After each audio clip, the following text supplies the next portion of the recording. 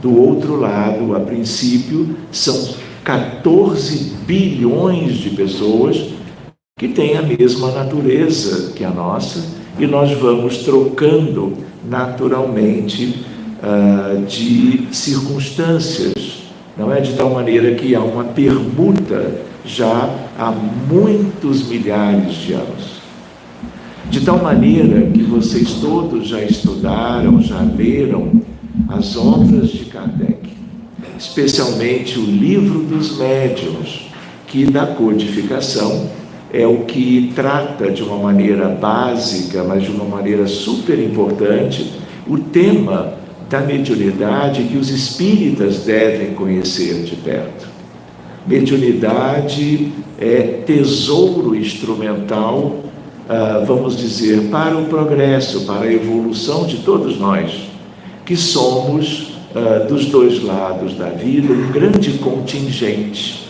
Então, nós não temos dois mundos, o mundo físico e o mundo espiritual. Nós temos um mundo só e que eles se mantêm interligados, se mantêm abraçados, se mantêm de modo que o progresso, a evolução de uns repercutam em todos os demais. Hoje nós vamos considerar algumas questões sobre o livro Mecanismos da Mediunidade. Vocês lembram que André Luiz, na verdade, escreveu 16 livros, sendo que 13 deles é o que nós chamamos, todos chamam, a série sobre o mundo espiritual. Desses 13 livros, este é um dos mais difíceis de se estudar, de se aproveitar os seus conteúdos, porque André Luiz, que era médico, uma vez médico, sempre médico, com certeza, quando esteve do outro lado, ele fez cursos para, nas questões técnicas, ditar essa obra, tanto para Valdo Vieira, através dele, como por Francisco Cândido Xavier. De tal maneira que ele usa as ferramentas que ele pôde conhecer já depois que retornou ao mundo espiritual e depois de muitos anos continuou trabalhando como médico, mas também foi estudar aspectos novos que poderiam ser úteis para, em primeiro plano, os espíritas, de um modo geral, que quisessem conhecer sobre a vida do além-túmulo. Então, Mecanismos da Mediunidade, ele é um livro mais técnico. Talvez por isto mesmo que vocês estejam aqui. Talvez por isto que a Cecília tenha escolhido esse tema para nós. Então, eu diria para vocês, esse livro, ele tem 18 capítulos. E hoje nós vamos examinar um pouquinho sobre o primeiro capítulo, chamado Ondas e Percepções. Por que eu digo assim? Porque, por causa dos conteúdos, para nós os esmiuçarmos, nós teríamos que demandar todo um tempo para fazermos uma avaliação melhor de tudo isso. Então, ao buscarmos o capítulo 1, é porque ele é o primeiro capítulo e também porque o seu conteúdo uma espécie de uma base, que nós, se compreendermos bem, essa base será útil para, do capítulo 2 até o último capítulo. Nós estamos aqui conversando com o Tato, já pensando de nós fazermos como que uma parceria natural, simples e lógica, para estudarmos todo o livro e formos assim, divulgando capítulo por capítulo para, se Deus quiser, todo o movimento espírita do Brasil e do exterior, porque somos um mundo só e o movimento espírita de qualquer país, ele poderá, vamos dizer, se utilizar de um estudo feito pausadamente, buscando-se a melhor compreensão possível sobre esta área.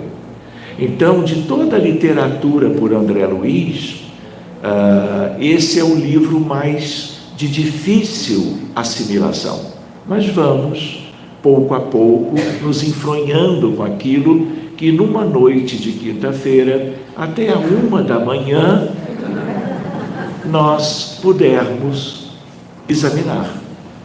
Amanhã ninguém trabalha, não é verdade? Então, com bateria ou sem bateria? é o quê? Com bateria ou sem bateria? Com baterias. Ah, tá. Mas isso é um lance aqui mais particular. Então, queridos, vamos fazer esse exame. Eu tenho o laser, mas aqui ele funcionaria, aqui ele não funciona. Então, vamos tentar, mesmo assim, examinar passo a passo. Aproveitemos o melhor que nós pudermos. Como 1h não tarda, nós podemos ver perguntas, respostas, questões interessantes, mas vamos logo para aproveitarmos o tempo que temos. Então, aqui é o slide título e vocês veem a última capa de Mecanismos da Mediunidade. Lembrando que esse é um dos livros em que os dois médiuns trabalharam juntos. Um escrevia um capítulo, outro escrevia o outro alternadamente, mostrando a sintonia dos dois médiuns com os autores. Lembrando que André Luiz é este autor, mas ele era dirigido por Emmanuel. Todo o trabalho psicográfico por Francisco Cândido Xavier sempre teve a assistência, a administração deste espírito que é de uma grande e bela condição espiritual. E nós devemos a Emmanuel, tanto quanto a esses dois médiuns, todo o contexto das obras psicografadas. Então, lá estamos com o prefácio de Emmanuel, que foi escrito em Uberaba, no 6 de agosto de 59, por Chico, de tal maneira que, para vocês lembrarem, esse livro foi editado em 1960, a sua primeira edição, portanto, há 64 anos atrás. E eu lembro que há 64 anos atrás, nós já tínhamos na história da ciência toda a física clássica. Mas desde 1900, 14 de dezembro, nós já começávamos a ter uma física que foi considerada, e é até hoje, a física moderna. A física moderna é aquela que conjuga duas questões: a mecânica quântica, a partir de um determinado físico chamado Max Planck, e com a entrada no contexto de Albert Einstein, surgiu o que nós chamamos de teoria da relatividade, especial e geral. E o autor, o grande autor, é Einstein.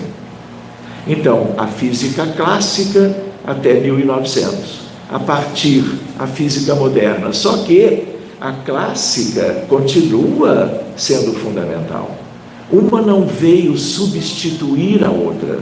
Na verdade, a nova é um complemento da física que nós chamamos também newtoniana, porque foi Isaac Newton que a desenvolveu em tudo aquilo que ela tem até hoje de mais relevante. Então vejam lá, o tio Emmanuel, como eu gosto de chamar, é um pai para nós. Em nosso campo de ação temos livros que consolam e restauram, medicam e alimentam, tanto quanto aqueles que propõem e concluem, argumentam e esclarecem. Nesse critério, surpreendamos aqui um livro que estuda, de tal maneira que esse é o título que nós vamos começando a nos dedicar hoje. E aí ele diz: meditemos, pois, sobre suas páginas. Seguindo adiante, Para vocês terem uma ideia, o capítulo número 1 vai tratar de vários itens: agitação e ondas, tipos e definições, homem e ondas, continente do infrassom, sons perceptíveis, outros reinos ondulatórios. E aí nós vamos começar pelo primeiro item, como de hábito. Pois bem, lembre-se de um detalhe: nós vamos ter ocasião para dirimir qualquer dúvida. Então, anotem enquanto nós estamos expondo, e qualquer questão nós vamos ter oportunidade de trabalhá-la, tá bem? Vejam, a ciência do século XX propõe que a Terra é um magneto de gigantescas proporções, compondo o chamado campo eletromagnético, em que o planeta se tipifica na imensidade cósmica. Só para vocês terem uma ideia, nós vamos ver isso em detalhes. Existe o magnetismo mineral, o magnetismo dos ímãs, dos materiais ferromagnéticos.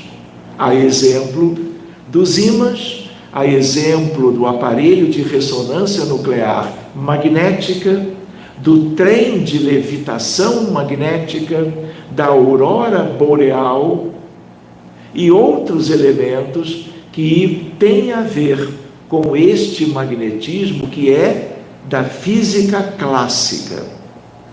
Então, nós não entramos no âmbito, vamos dizer, da física moderna ainda. De tal maneira que há inúmeros aspectos relacionados à ideia que está aqui, de que a Terra é um grande magneto. Então, lembram, nós temos o Polo Norte geográfico, nós temos o Polo Sul também geográfico, mas nós temos bem pertinho, com alguma inclinação, o Polo Norte magnético e o Polo Sul magnético também. Então, eles são diferentes, mas eles têm toda uma relação entre os dois, tá certo? Então, esse é o magnetismo mineral. Mas nós podemos estudar magnetismo, aliás, é um outro curso, por exemplo, quando nós pensamos no magnetismo dos vegetais, dos animais de qualquer espécie, e o magnetismo humano, e além o magnetismo espiritual. Quando você trabalha o passe, a imposição de mãos, você está lidando com o fluido magnético que o passista oferece. Você está entrando no domínio de Mesmer, Franz Anton Mesmer, o primeiro magnetizador deste outro magnetismo, que não tem a ver com o mineral. Se você pensar e perguntar para uma criança de 12 anos, não é? A ideia, o que é magnetismo, ele logo lembra do ímã. Se você pergunta para um estudante de graduação em física, ele só conhece o magnetismo mineral. E é quando ele estuda o eletromagnetismo de uma maneira mais própria, mais profunda, mais completa. Mesmeriano, o magnetismo das benzedeiras, das liturgias, tudo isso é mesmeriano. O magnetismo da casa espírita é mesmeriano. Ele pode ter e tem, nós vamos ver, uma analogia com os ímãs, mas é outro departamento da ciência. Muito bem, reparem em que o planeta se tipifica na imensidade cósmica. Por quê? Isto é da Terra. Se um outro planeta do sistema solar, de uma galáxia como a nossa, de exoplanetas de fora da Via Láctea, esses planetas têm uma diversidade enorme, e eles só vão ter esse tipo de magnetismo mineral no âmbito da sua estrutura se houver ferromagnetismo. material férrico, típico dos ímãs. Senão, você não vai ter o magnetismo que a Terra tem. É uma particularidade, só que são trilhões de planetas no grande todo divino. Por isso é que ele coloca, tipifica, porque a Terra tem essa característica, dentro da imensidade cósmica. Nesse reino de energias em que a matéria concentrada estrutura nosso mundo e em que a matéria em expansão lhe forma, esse magnetismo faz parte. O clima peculiar, a vida desenvolve agitação. A L é André Luiz nos dando as suas impressões. Na verdade, de um cientista médico que foi estudar física e outras questões no mundo espiritual. Lembrando aqui que a vida tem a ver com movimento. Poderíamos pensar juntos, o universo divino é movimento sempre.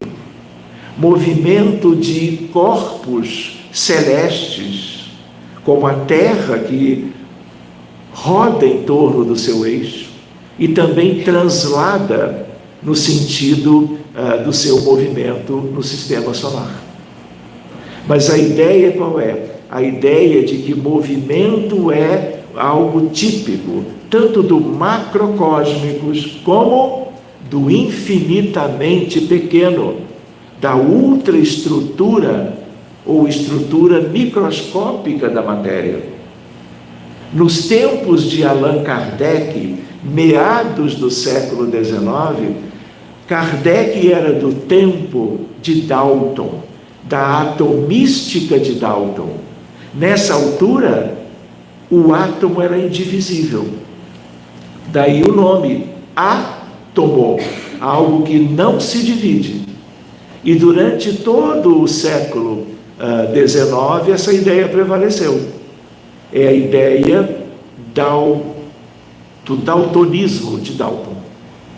Então, meus amigos, tudo mudou. Hoje você pergunta para o meu filho de 12 anos, o Vicente, pai, de que é feito a matéria? Poxa, pai, você não sabe? De quarks e leptons. Por quê? Porque tudo isso foi sendo subdividido no decurso dos anos. E qualquer pequeno adolescente já ouviu falar nisso. Nós é que já temos mais de 20 anos e nós, então, talvez não nos lembremos mais se vimos ou não é? Mas é só uma lembrança de que tudo isso pode ser buscado. Magnetismo da Terra, essa é uma história para se guardar. Como é que surgiu essa palavra magnetismo? Não foi com Mesmer. Essa palavra veio porque numa determinada região da Grécia, sul da Europa, meio que bem próximo da Itália, os navios eram constituídos de madeira e pedaços de ferro, para unir a madeira e o barco poder navegar. E naquela região, como é que é o nome da região? Magnésia. E na Magnésia, os barcos tinham muitas dificuldades para serem lançados ao mar, porque aquelas montanhas perto dos portos, havia, depois se compreendeu, todo um grande conteúdo de material com ferromagnetismo. E aí os barcos eram presos pelo imã gigantesco e invisível. E aí o trabalho dos que remavam para que os barcos pudessem se movimentar era um trabalho hercúleo.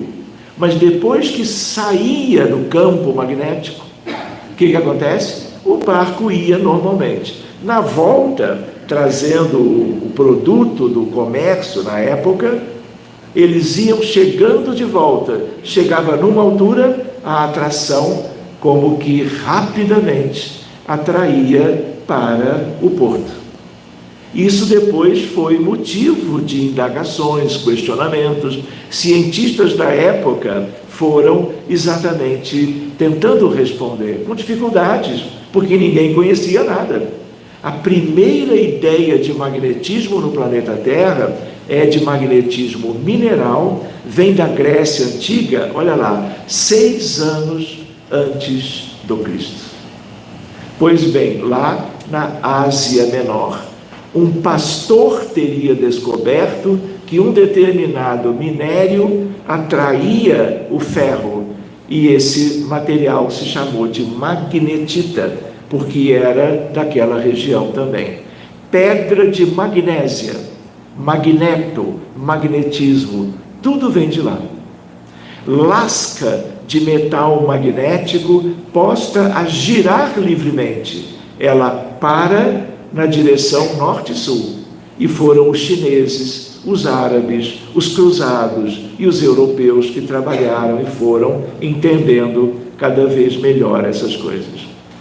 Aí vem Alexander Necken, 1180. Olha o tempo entre um fato e outro.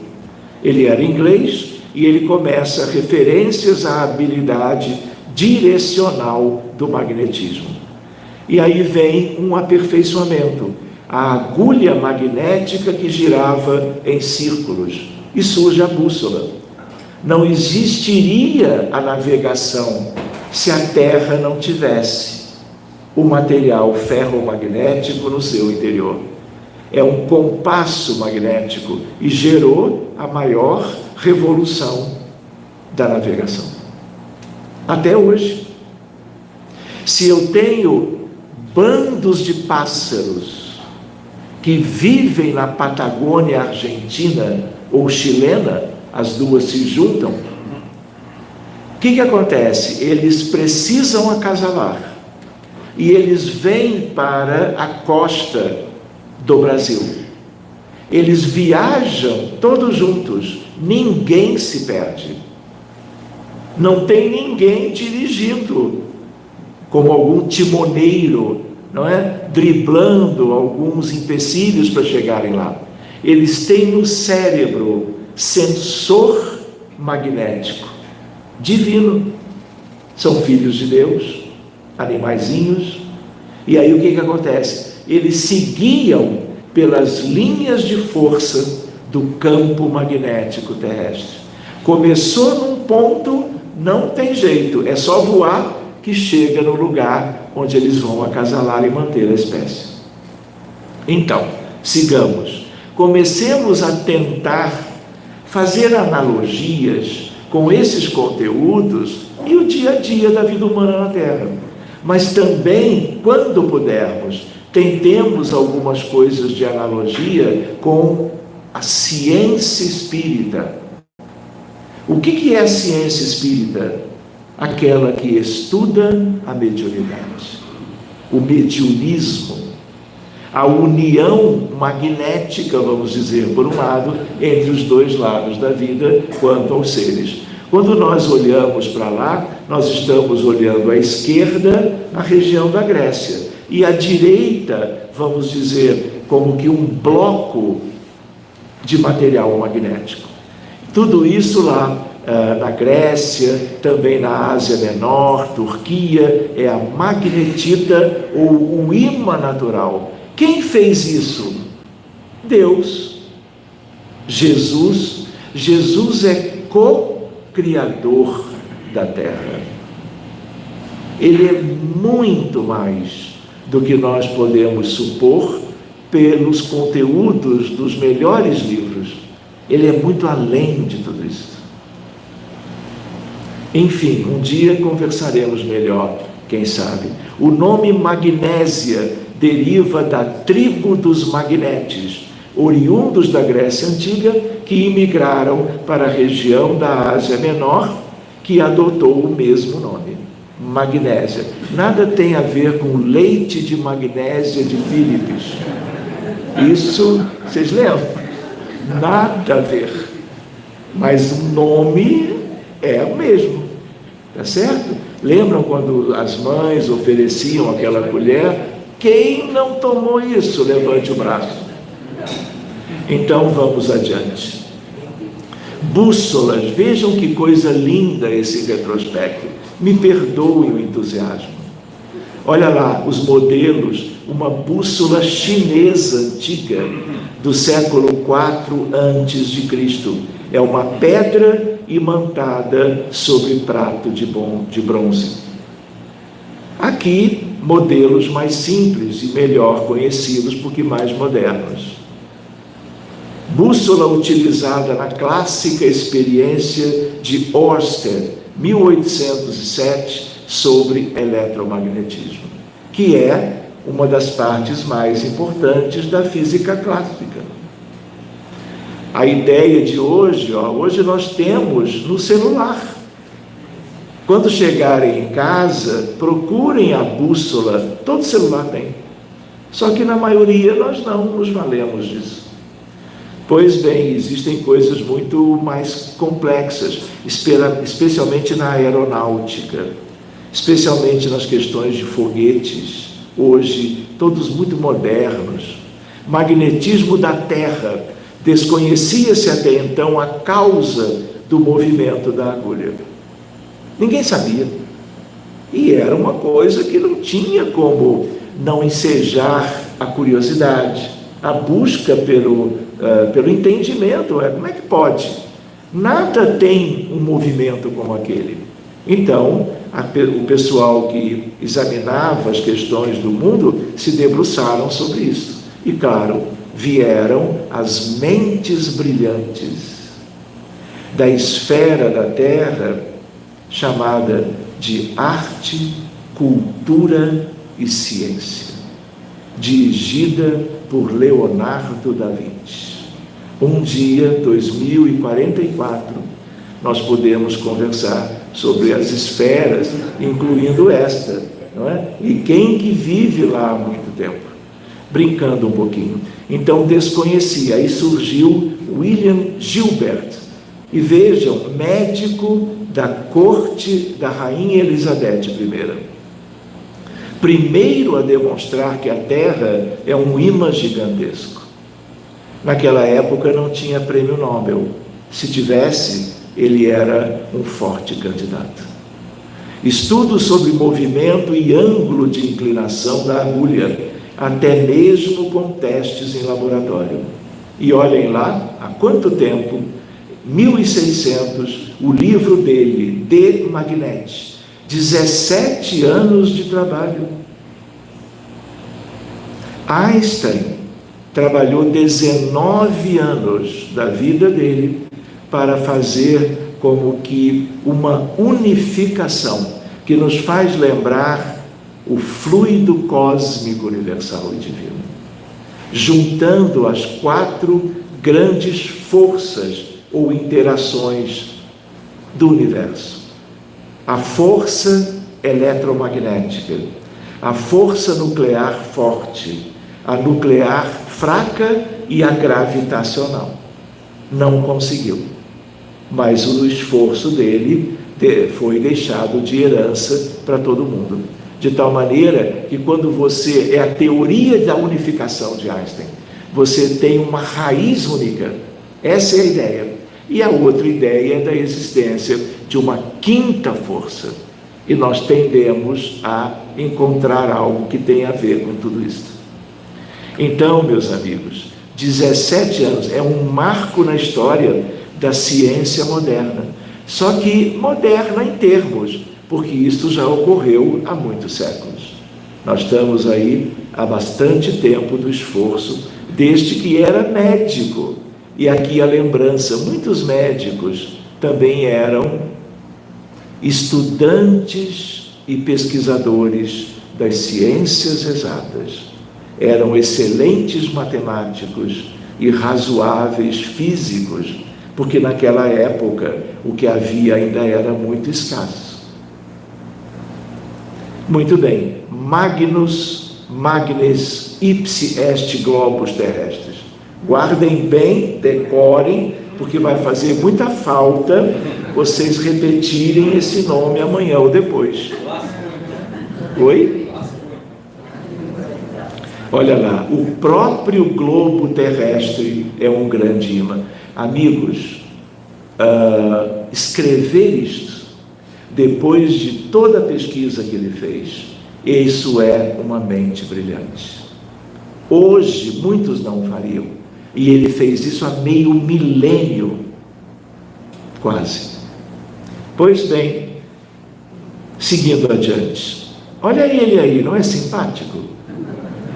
Ele nasceu e viveu naquele período que está ali. Vejam, físico inglês e médico de Elizabeth I e James I, pesquisador nos campos do magnetismo e eletricidade. Ele é um pioneiro.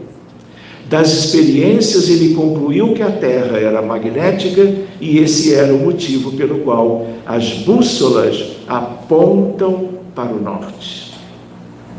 E ele ali, explicando para a nobreza da Inglaterra os seus estudos.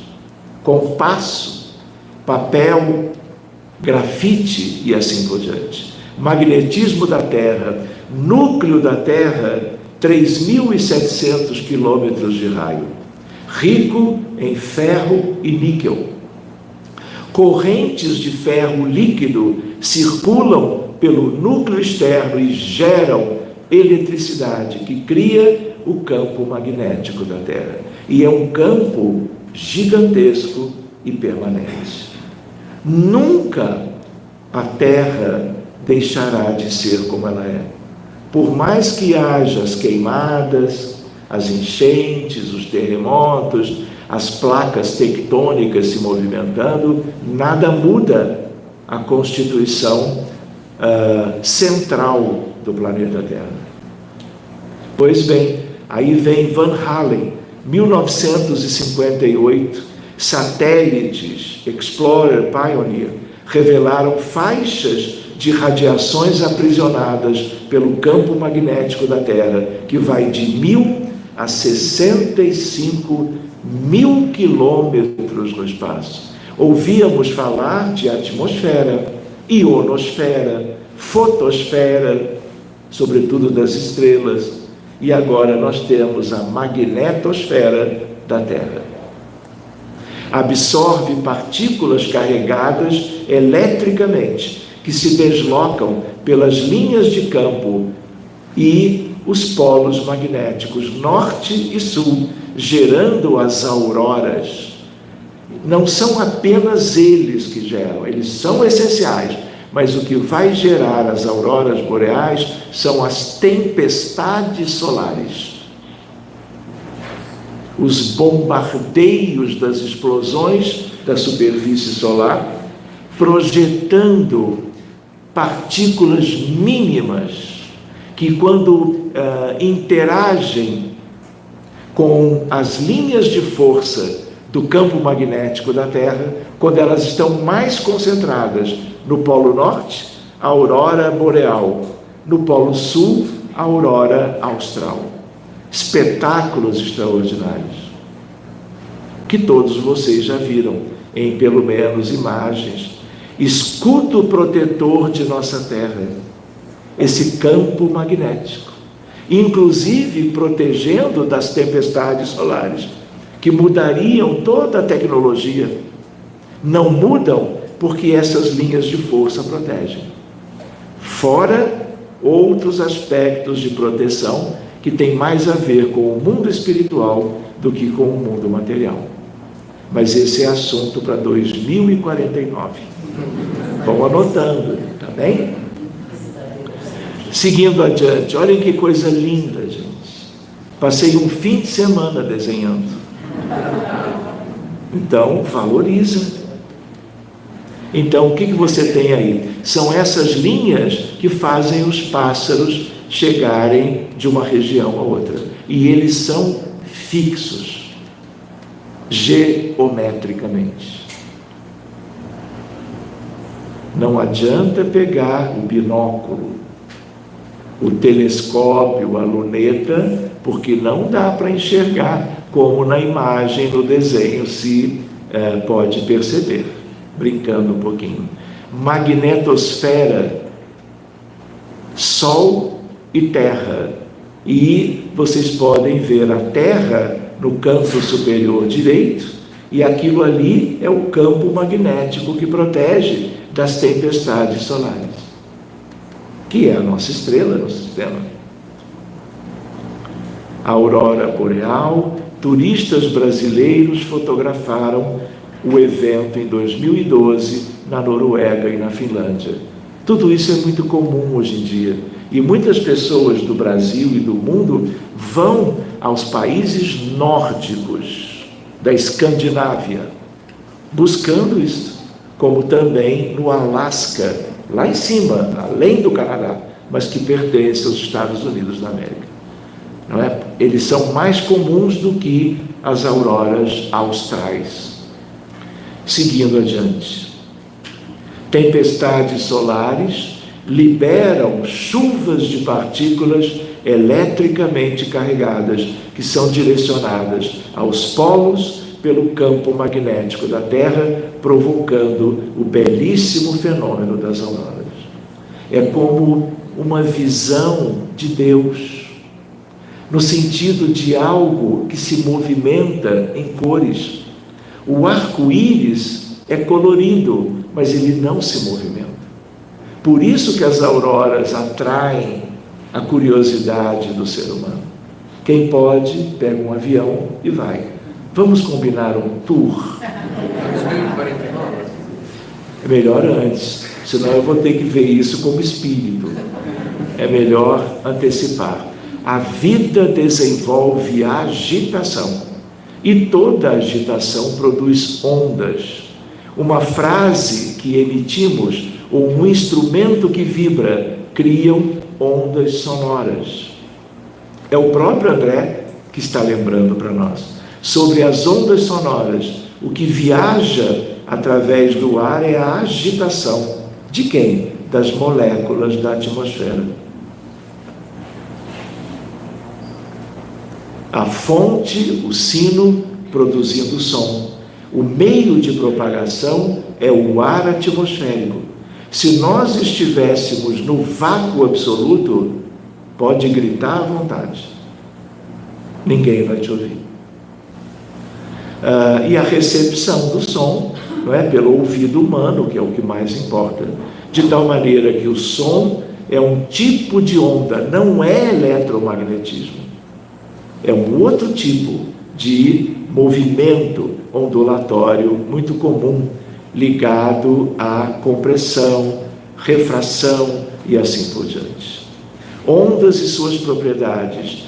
Pedra, isso é bem bonito.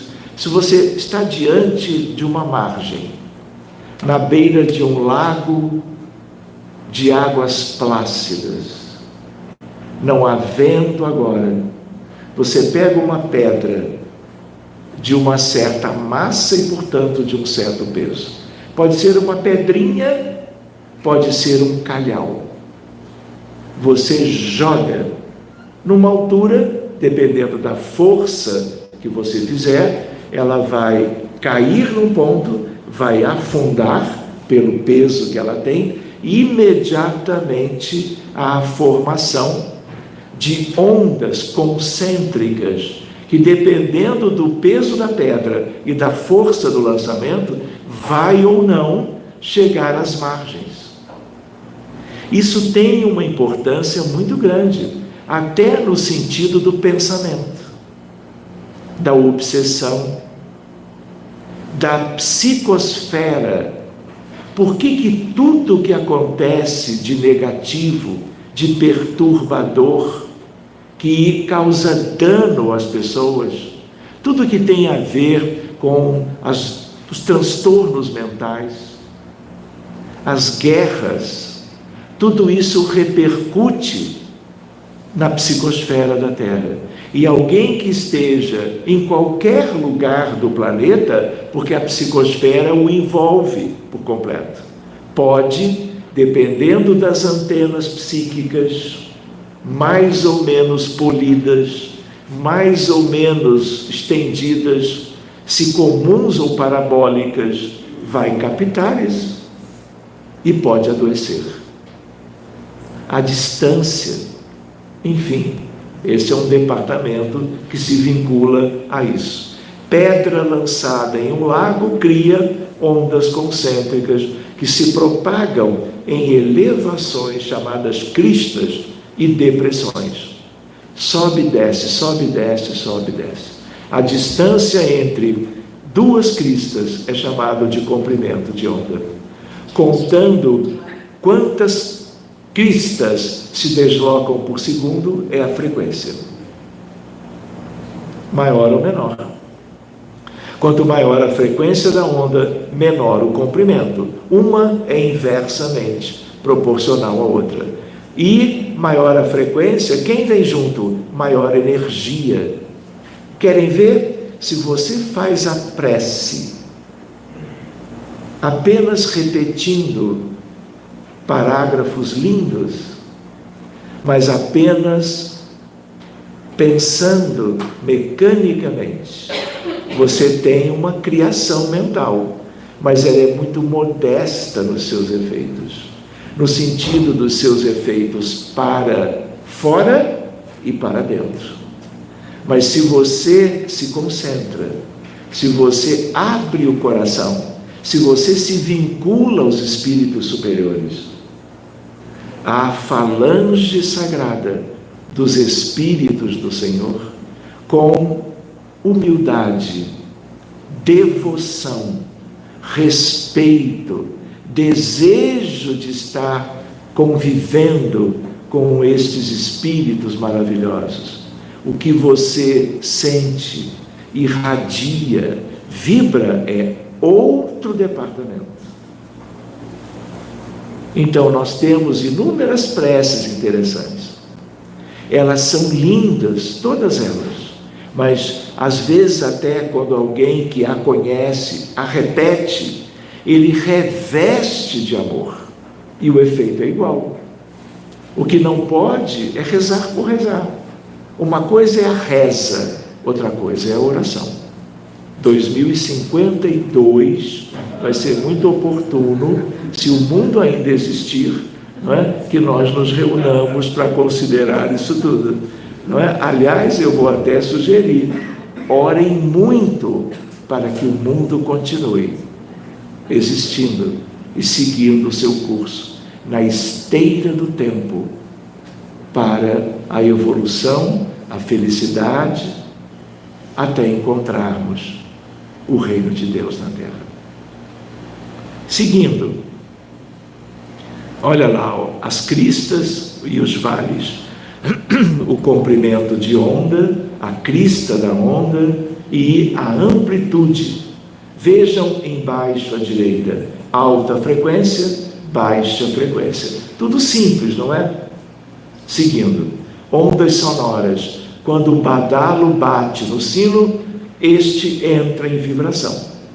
Ele que se transmite às moléculas do ar vizinhas e vai chegar no hospital, em casa, na avenida, aonde for na vizinhança. E quanto mais intensa é a força colocada ao badalo para que ele bata na parte metálica circunvizinha do sino, ele vai mais longe.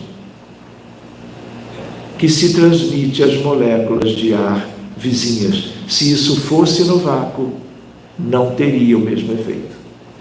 Estas chocam-se com outras e voltam à posição anterior. Aproximações e afastamentos moleculares criam zonas de compressões e rarefações que propagam-se através do ar na onda de pressão a que chamamos som. Chamamos som uma palavrinha de 3 letras, pequenina, mas que tem uma raiz que a física clássica explica. Como o som necessita de um meio material, não se propaga nunca no vácuo absoluto. Olha o tio Boyle, esse é também uma mente brilhante.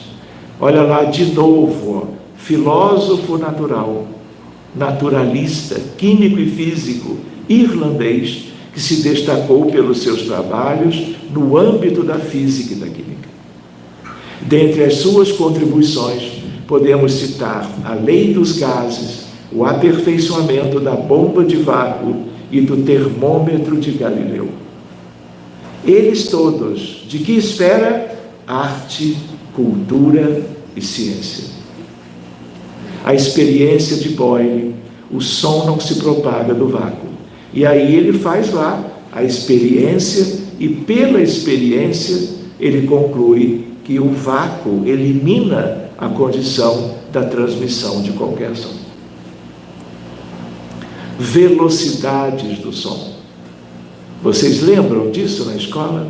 No ar, 340 metros por segundo. Na água, quase 5 vezes mais. No aço, 6.000 metros por segundo. Exemplos. Propagação. Em que meio o som se propaga melhor? Do gasoso para o líquido, do líquido para o sólido. No sólido, sempre mais propagação do que qualquer outra condição. No vácuo, não.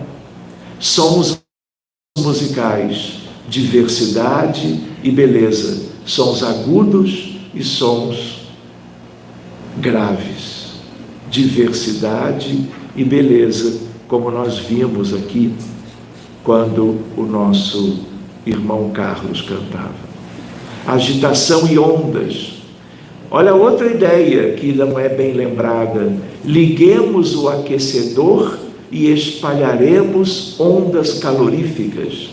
Acendamos a lâmpada, isso é André Luiz, e exteriorizaremos ondas luminosas. Façamos funcionar o receptor radiofônico. Ninguém mais fala assim, né? Mas também ele é de uma outra época. E encontraremos ondas elétricas, que são ondas de rádio. Em suma, toda inquietação se propaga em forma de ondas através dos diferentes corpos da natureza. Na Terra, que é o nosso mundo, que é o que importa, conheçamos bem. Muito bem, eram 5 ou 6 itens. Vamos ver o item 2, vamos fazer uma pausa, vamos tomar um café, um chá e voltamos, tá bom? Para vocês espairecerem. Espairecer é um fenômeno físico, mas depois nós conversamos sobre isso, com implicações muito interessantes. Vejam lá, tipos e definições. Ondas variam segundo o seu comprimento de onda, que depende da fonte emissora. Vara fina no lago, ondas pequenas. Tora de madeira que cai, ondas maiores. Contrabaixo, olha aí, meu amigo. Contrabaixo, ondas sonoras longas. Flautim, ondas sonoras curtas. Sons agudos, em comparação com os sons graves. Quem disse isso? Lembrando André Luiz na obra que nós estamos procurando examinar. Vejam lá, olha ali, ó, ondas concêntricas no lago. E aí, se você jogar várias pedrinhas, você vai ver esse mosaico de características semelhantes. Tudo vai depender do peso de cada pedrinha. Quanto mais pesada, maior o efeito na superfície do lago. Ondas, sons graves, sons agudos. Contrabaixo, flautim. Ondas, conceito e origem, quanto à fonte. Uma onda é determinada forma de ressurreição da energia. Isso é bem de André Luiz, na sua poesia aliada à ciência. Por intermédio do elemento particular que a veicula a energia. A fonte primordial de qualquer irradiação é o átomo ou partes dele em agitação. Lembrem que agora nós temos quarks e leptons, mas antes, logo a partir de 1900, nós tivemos a partição do átomo Aí surge o próton, o nêutron, dentro do núcleon e a rede eletrônica, agitação pura, envolvendo o núcleon, que é o núcleo do átomo, constituído de prótons e nêutrons. Mais adiante, a física progrediu. Se eu pegar, seja um próton, seja um nêutron, tirando do núcleon, se eu subdivido, se eu abro, eu vou aí sim encontrar várias espécies de quarks e vários tipos de leptons. Nós não sabemos onde isso vai parar. Está estacionado há décadas nessa condição, mas, na medida que o tempo passa, lei de progresso, nós vamos nos inteirando melhor da realidade. Quando vocês reencarnarem, brincando um pouquinho, preparem-se. Sabe-se lá, vocês vão estudar mecânica quântica com 4, 5 anos de idade.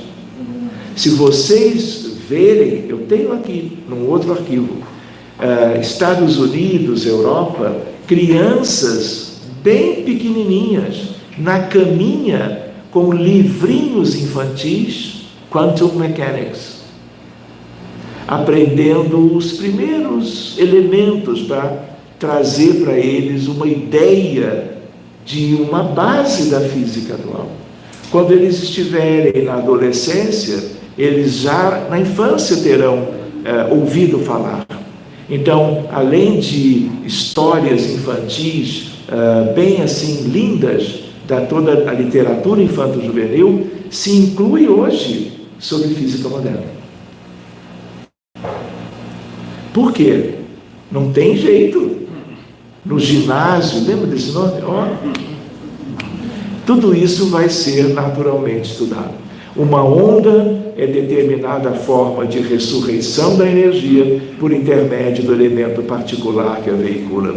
A fonte primordial de qualquer irradiação é o átomo ou partes dele em agitação.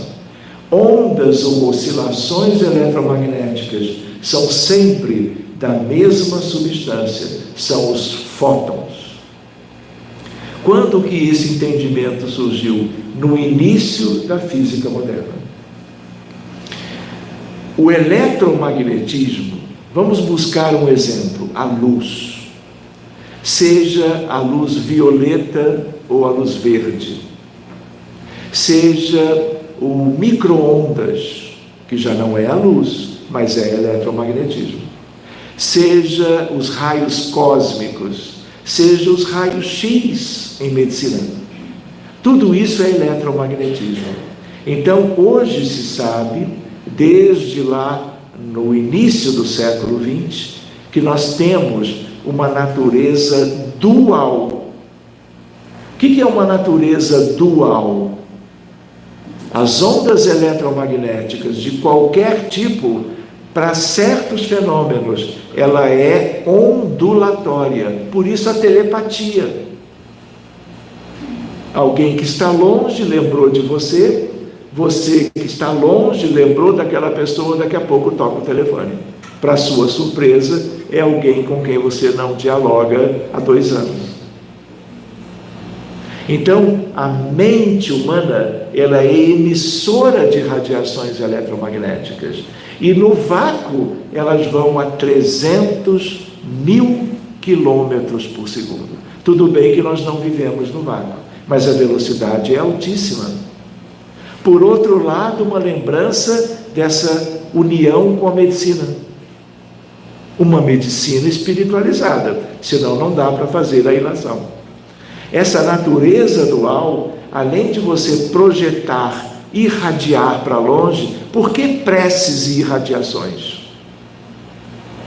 Por que se você está em casa e você ora pelas vítimas na Palestina, o teu amor vai chegar lá e vai ensejar toda uma união para ajudar a diminuir a tragédia que se passa naquele território.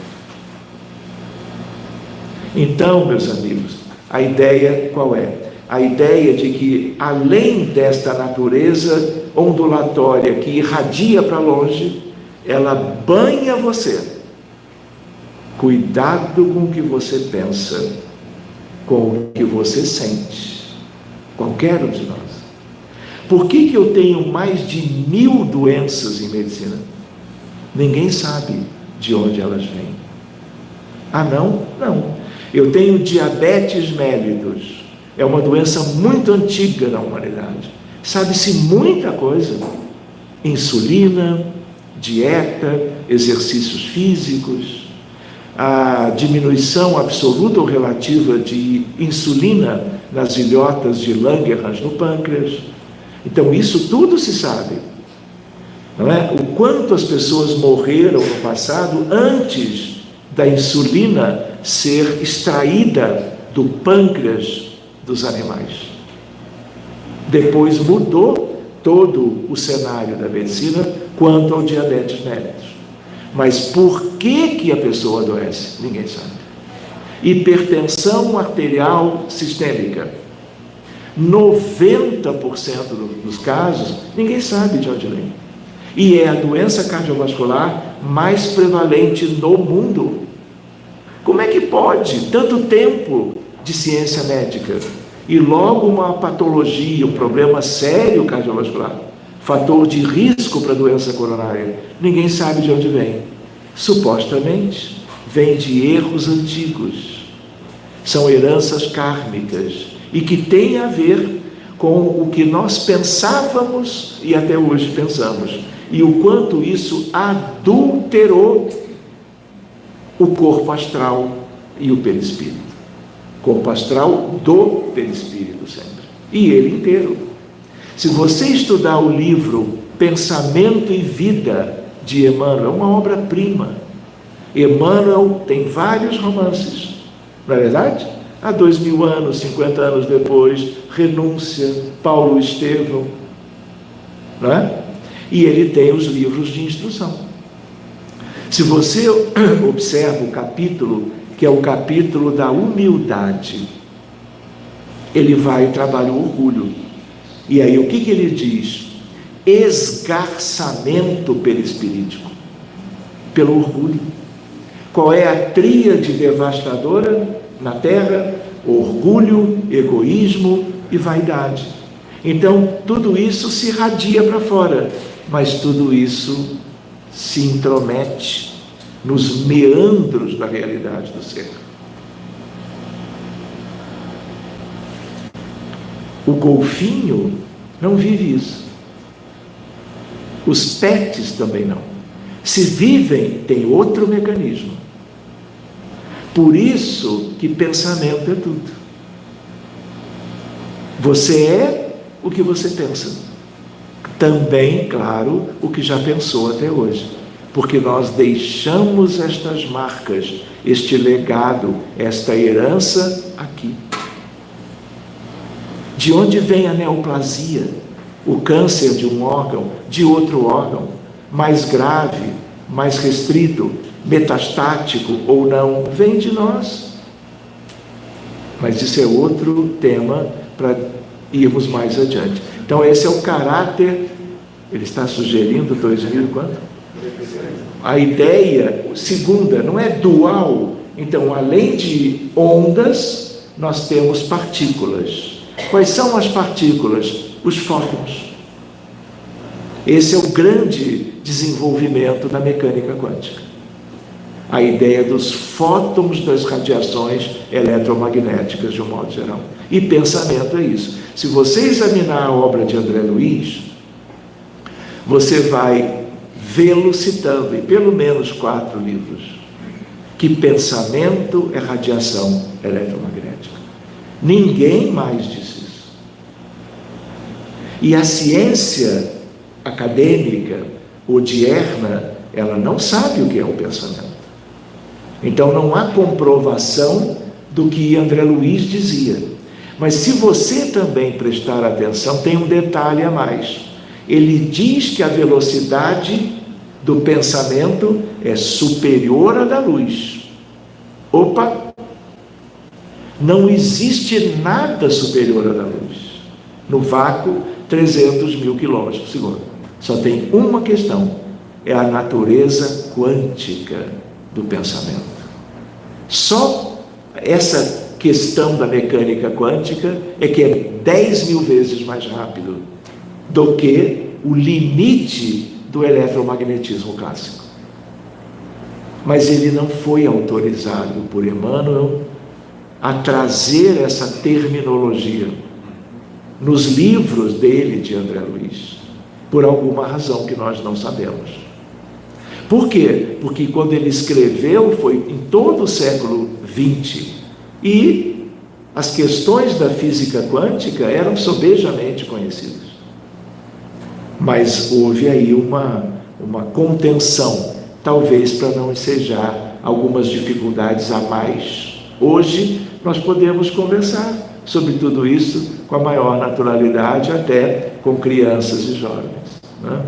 Então foi por isso que eu coloquei ali e fui falando a ideia dos fótons, e variam de acordo com o comprimento de onda e sua frequência.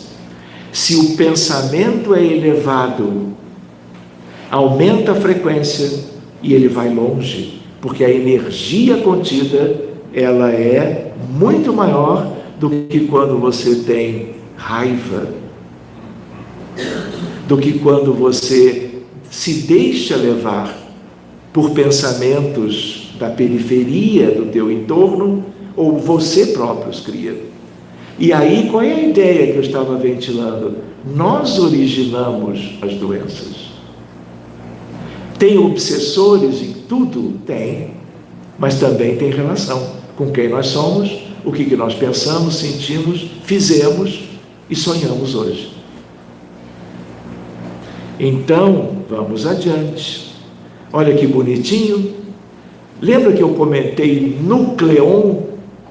Olha ali no centro, tem cor laranja e cor azul, prótons e nêutrons.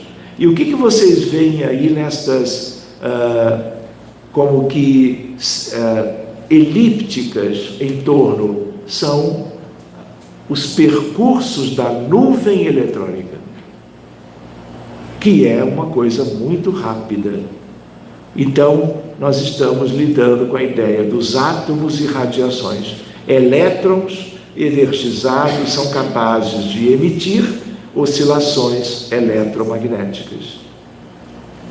Ondas, todos os tipos de radiação eletromagnética são emitidos por cargas elétricas em movimento, principalmente os elétrons que compõem os átomos.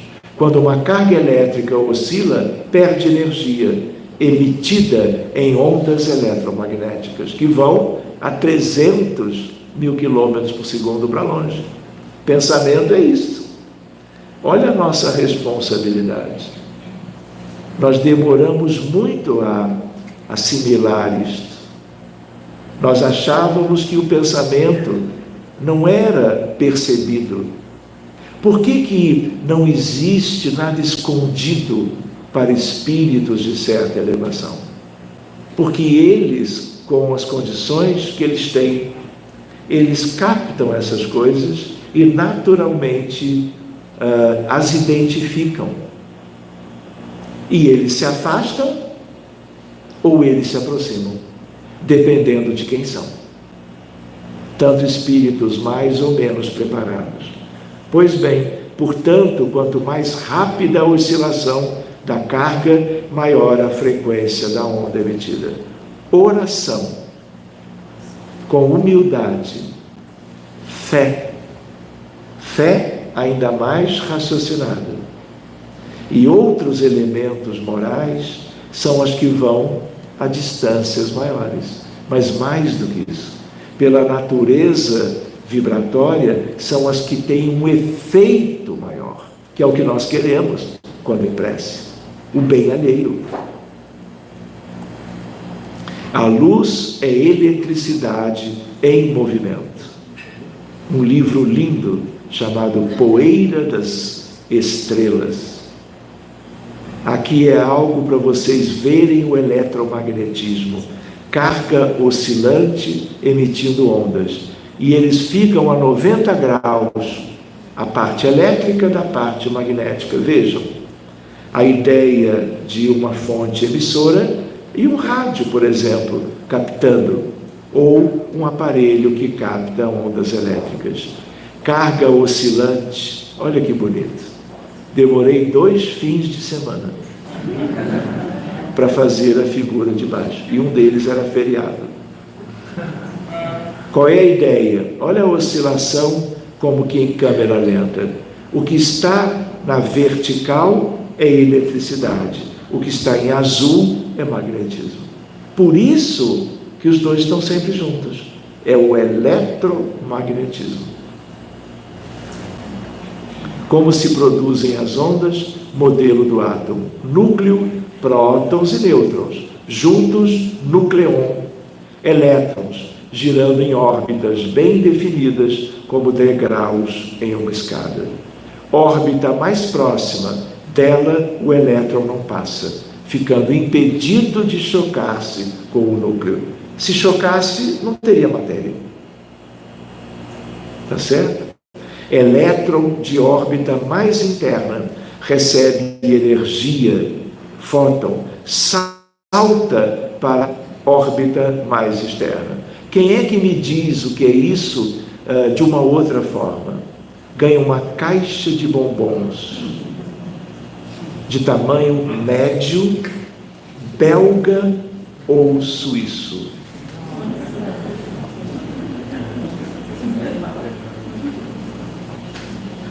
Então, ninguém se arrisca. É um termo, não vou dizer comum, não é? Mas é um termo que se ventila por aí. Vamos ver qual é a ideia? Recebe a energia e aí ele vai para outra órbita mais longe do núcleo. Oi? Pode falar. Arrisca? Eu dou vergonha. Está gravando, né? Por isso mesmo, né? Então, gente, chama-se salto quântico. Nós já entramos na intimidade da massa e no átomo subdividido. O que é salto quântico? Algo que ganhou lá no interior, microscopicamente falando, microcosmos da matéria. Ganhou uma energia vinda de onde for. Se for suficiente, aquele elétron naquela órbita, ele pula para uma órbita onde a energia é maior. E salto quântico é uma questão que nós devemos não usar a expressão de uma maneira, vamos dizer, sem sentido na física, porque esse nome ele tem sido usado por qualquer um e da maioria das vezes de maneira equivocada. A palavra, eu vou dizer assim, a palavra quântica é sagrada. Não pode dizer, não sei o que é quântico. E mais isso, quântico. Por quê? Porque é para chamar a atenção. É para vender o produto. Chamou de quântico, todo mundo tem uma atenção maior.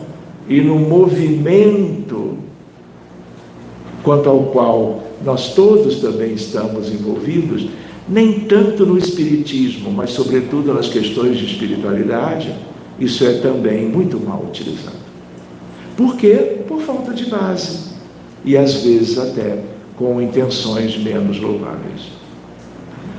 Por isso que eu chamei de sagrado. Tipo assim, olha, estudemos um pouquinho e usemos bem.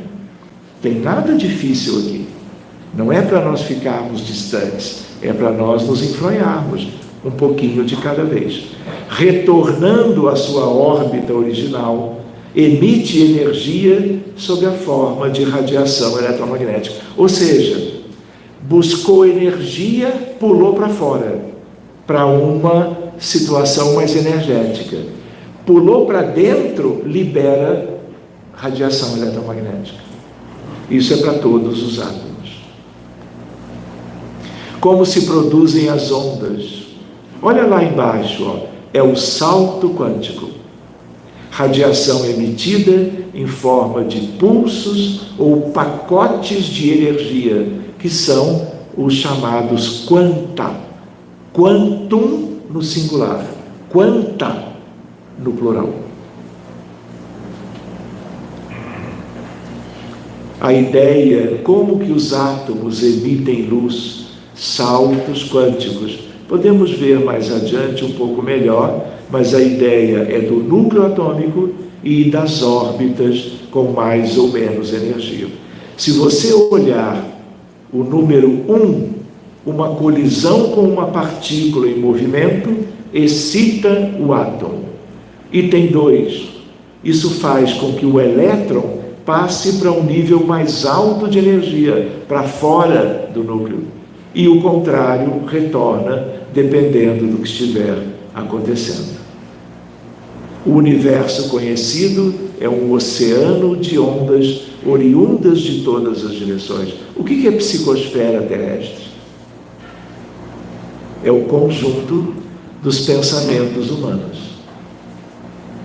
Por que quando você leu o livro Brasil, Coração do Mundo, Pátria do Evangelho, você conheceu Eliu ou Iléu, um dos líderes mais lindos do judaísmo dos tempos proféticos? Quem é com quem Jesus se reúne? Com ele. E estabelecem um diálogo que você fica imaginando a condição vibratória disso. De tal maneira que a árvore do Evangelho, ela estava sedimentada, vamos dizer, porque Allan Kardec viveu na França. O codificador, junto ao Espírito de verdade, que é Jesus, programou de renascer na França. Não é verdade? Em Lyon. E logo foi para o Instituto de Verdun-les-Bains, na Suíça, perto de Genebra. E depois ele, já jovenzinho, vai para Paris, onde vive todo o restante da sua vida. Então, lembremos que tudo é preparo.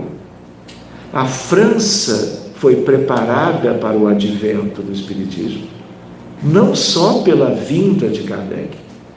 Então, há etapas históricas que começa com Joana d'Arc, um espírito lindo, que muito jovem, uma médium extraordinária. A França vivia sob o jugo da Inglaterra. Kardec não poderia vir na França subjugada. Quem veio para libertar a França? E libertou sem jamais uma gota de sangue manchar a sua espada? Joana. Primeira etapa. Segunda etapa, qual foi?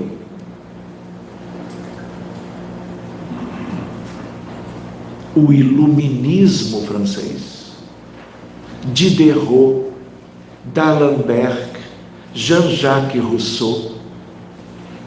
A enciclopédia surge na França. Mentes brilhantes, do tipo: vão lá, meus filhos, e trabalhem o conhecimento, o progresso, a base do que vai ser plantado depois.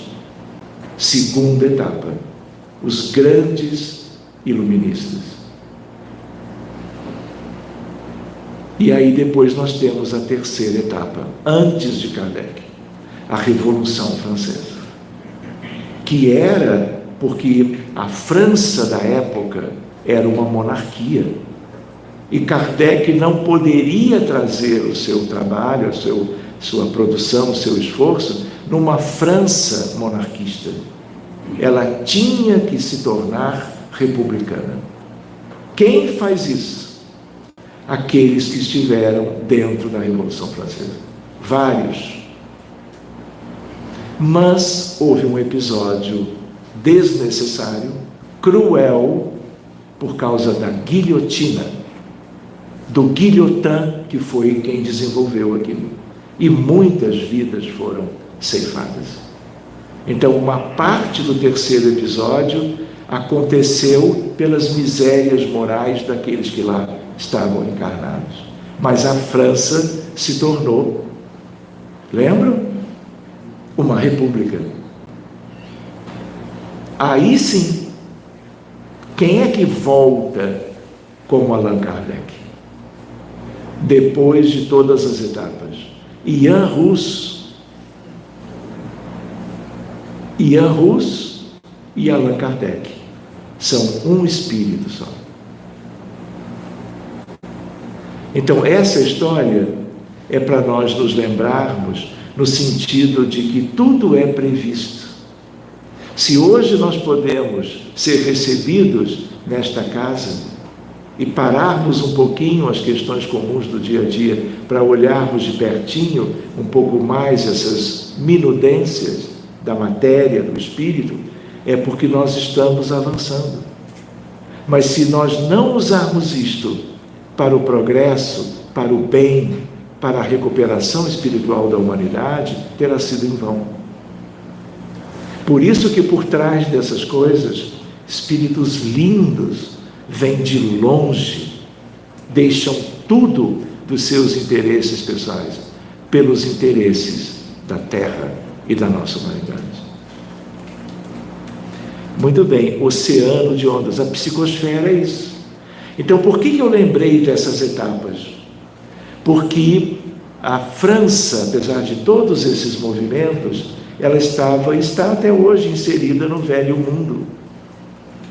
E esse mundo antigo, chamado de velho mundo, ele tem uma história longa de guerras, de epidemias, de peste negra, Primeira Guerra, Segunda Guerra, guerras medievais. A psicosfera, por isso eu lembrei, era, vamos dizer, algo incapaz de favorecer a presença dos grandes espíritos em torno de Kardec. Ele faz tudo o que era devido. Um esforço enorme dos espíritos da codificação com ele, com Amélie Boudet e com todos aqueles, as médiuns de Kardec, todas jovenzinhas. Mas eles sabiam que o velho mundo dificultaria a progressão, o espalhamento da luz doutrinária. E é nessa conversa entre Eliu ou Iléu, depende se em árabe ou em hebraico. Eles conversam e Eliu chega para Jesus e diz: mestre, nós estamos vendo o que acontece na Europa. O que será de toda essa luz colocada no seio da França? E eles conversam. Claro que Jesus já sabia de tudo. E é aí que ele propõe: vamos solucionar isto. E é aí que eles dizem, o próprio Eliu: Senhor, há uma terra virgem. É mais para o sul, ele diz no livro, mais ao sul, onde as terras são úberes, virgens. Quem sabe a árvore do teu evangelho não deveria ser transplantada para esse lugar em que a psicosfera é simples, onde viviam, e alguns sobreviveram à colonização, os silvícolas, os povos originários do Brasil. E ele ainda diz: onde a cruz, que simboliza o vosso testemunho, paira nos céus da terra brasileira. É o Cruzeiro do Sul. E pronto, estava decidido. Quem é que decide coisas assim? O governador da terra, modelo e guia, co-criador. Por isso que essa questão mental, ondas, isso tem a ver com a história da humanidade. Não vingaria, como de certo modo aconteceu com o Brasil, onde o movimento espírita, mesmo com muitas dificuldades, dificuldades dos seres humanos espíritas, ainda assim está no Brasil inteiro, como sementes do Evangelho de Jesus. E daqui se irradiando para vários países, como os movimentos, por exemplo, dos Estados Unidos, da Austrália e de outros países. Muitos países têm o seu movimento espírita próprio, como Portugal, como Cuba, como Uruguai, Argentina, mas outros não. São como que colaboração de brasileiros que se mudaram para determinados países e foram gerando pequenas instituições espíritas. Então já vamos, que horas são? Sei. Muito bem, transportam energia a todos os mundos. Olha isso, gente. Toda estrela é luminosa. Toda estrela luminosa irradia calor e luz. Eletromagnetismo numa quantidade que só as estrelas luminosas têm. Querem ver uma ideia? Nós temos o Sol. É a nossa estrela. Nós orbitamos em torno do Sol. O sistema solar. A galáxia nossa qual é? Não é a Via Láctea? 200 bilhões de estrelas. 1 trilhão de planetas. A galáxia vizinha quem é? Andrômeda. 1 trilhão de sóis. 5 trilhões de mundos do tipo mundos planetários. E tudo isso é eletromagnetismo também, sustentando o universo. A vida na Terra depende basicamente da energia solar. No instante de sua geração, o fóton dispararia imediatamente à velocidade da luz, sem qualquer intervalo de aceleração. Muito bem, indo adiante com Isaac Asimov. Ondas eletromagnéticas nunca param, nunca desaceleram, viajam sempre à velocidade da luz. Por isso que se diz, vida é movimento, universo é movimento, Deus é movimento. Profusão de ondas, Sol, energia, Terra, equilíbrio cósmico. Então, nós tínhamos combinado, então vamos fazer uma pausa e retomamos daqui a 12 minutos e meio. Tá bem? Combinado? Então, gente querida, muito obrigado e já retomamos. Fiquem à vontade, tá bom?